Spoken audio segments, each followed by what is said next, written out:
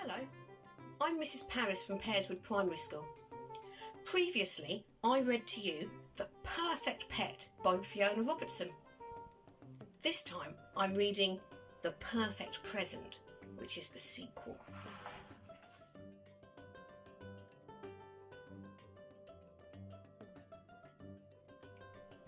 Chapter 1.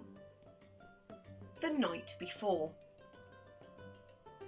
Henry was too excited to sleep. He was thinking about the enormous pile of birthday presents waiting for him downstairs and trying to guess what Spot had got him. He was guessing in alphabetical order and was currently on tea. Is it a trip for two to Timbuktu? No. A totem pole? No. A trampoline? No.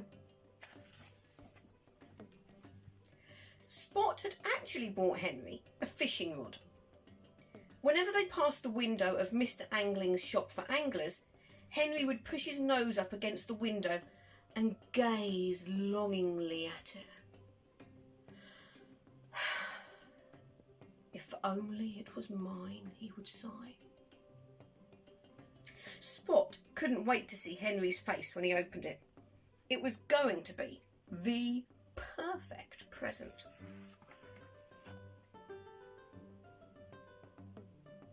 Chapter 2.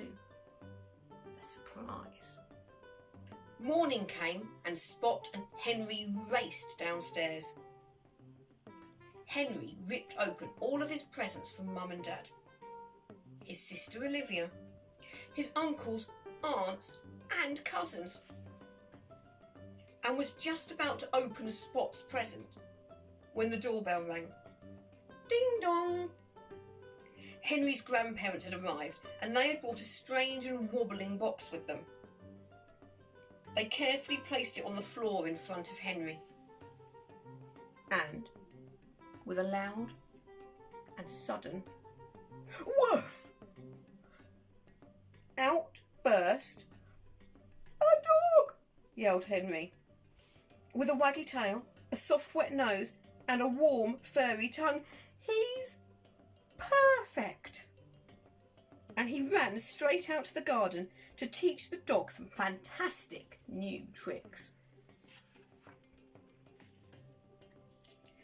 Spot followed them out into the garden. But you haven't opened my present yet, he said. Henry wasn't listening. Spot was miserable. He's always wanted a dog, and now he has one, he thought. I might as well not be here. So he left Henry a note to say goodbye and quietly packed his things. It was dark outside and had started to rain, but he shut the door softly behind him and set off on the long journey back to his old house.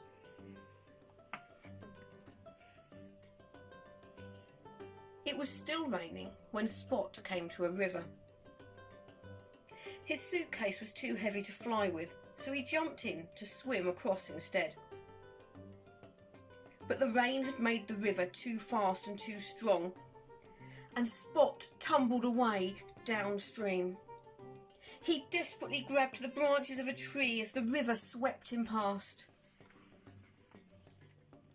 and clambered unsteadily to the top. The rain carried on raining, and the river rose up to meet him. Spot was stuck. He didn't know what to do.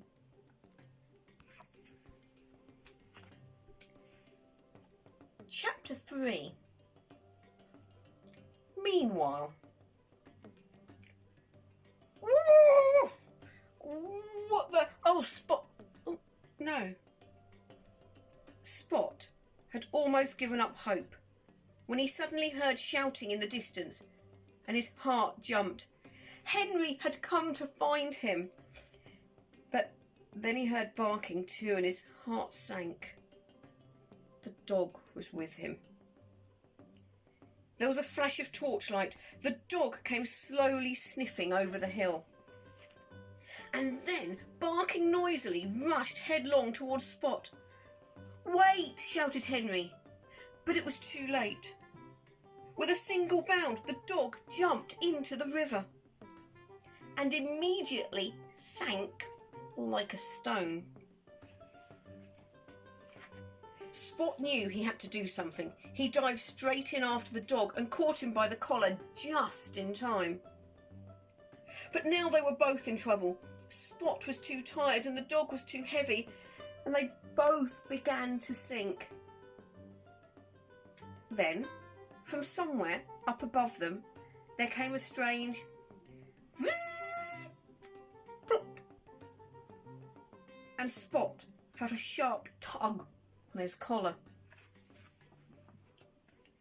He looked up, and there was Henry, holding his brand new fishing rod and smiling.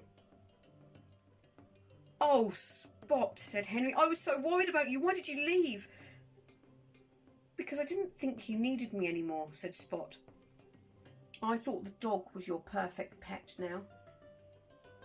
"Spot," said Henry, "I will always need you, and you will always be my perfect pet, no matter what." "But perhaps," he said, "the dog can be our perfect pet. I would never have found you without him." Spot looked curiously at the dog. "I've never had a pet before," he said. "You'll love it," Henry told him. "Pets are excellent." "So," asked Spot hopefully, "do you like your birthday present?"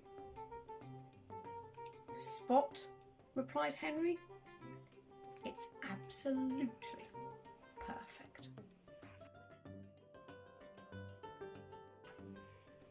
And that is the end.